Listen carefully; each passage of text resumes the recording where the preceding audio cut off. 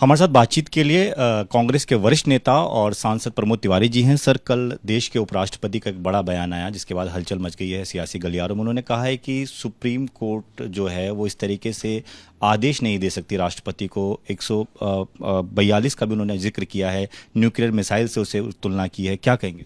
देखिए, महामहिम राष्ट्रपति, महामहिम उपराष्ट्रपति, ये संवैधानिक पद है। इस पर हम अपनी कोई प्रतिक्रिया नहीं देंगे।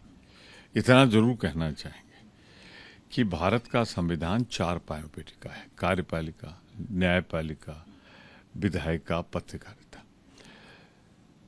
भारत के संविधान में 142 और 145 एक बार नहीं कई बार परिभाषित है।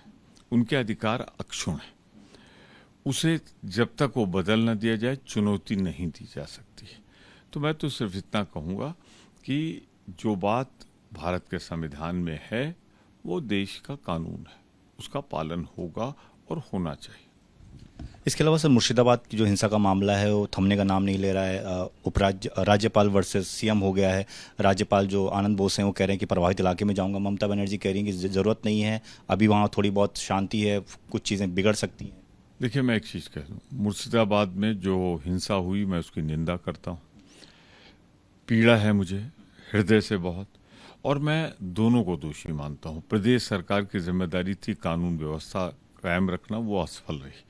केंद्र सरकार की जिम्मेदारी थी अंतर्राष्ट्रीय सीमा के उस पार कोई कॉन्स्पिरेसी हो रही थी या वहाँ से लोग चल कर आए और उन्होंने ऐसा किया, तो ये भाजपा सरकार का फेल्योर है, दोनों को फेल्योर है।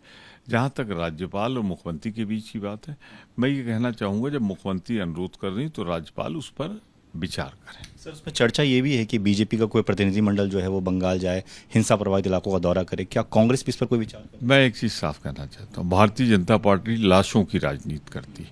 हम चाहेंगे कि वहाँ स्थिति सामान्य हो, वहाँ हर आदमी सुरक्षित रहे।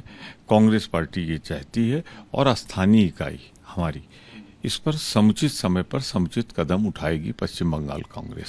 सर, देश की राजधानी दिल्ली का बड़ा मसला है। 17 साल के युवक की चाकू से गोदकर हत्या कर दी जाती है। उसके बाद इलाके में पोस्टर लगते हैं पलायन के। मदद मांगी जा रही है योगी आदित्यनाथ से, प्रधानमंत्री मोदी से, रेखा गुप्ता से।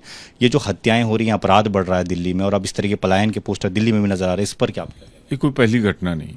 दिल्ली में सिलसिलेवार घटना हो रही, डकैती, लूट, अपहरण, बलात्कार।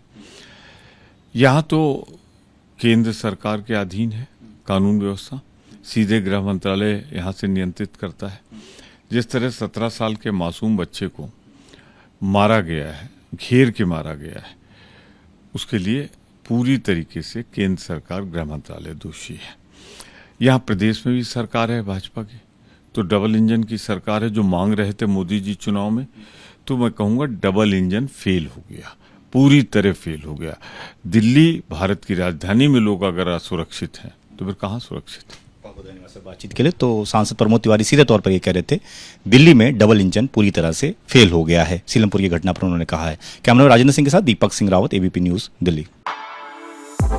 For exclusive and insightful videos, subscribe to our new channel ABP Live Premium.